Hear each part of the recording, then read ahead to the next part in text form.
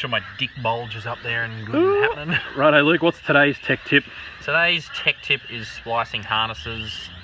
You can buy little fucking bits of pieces to put two wires together and crimp them together. A lot of guys doing AFI wiring prefer a crimp. They don't like soldering because soldering you can fuck up so easily. Crimps you can't really.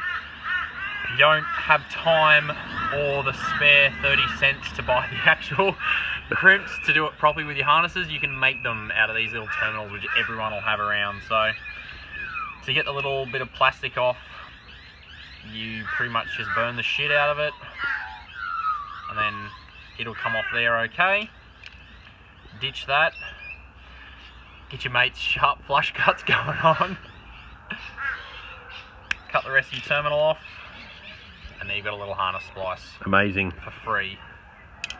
That is a good tech tip. Also, everybody got to see your junk for about a minute.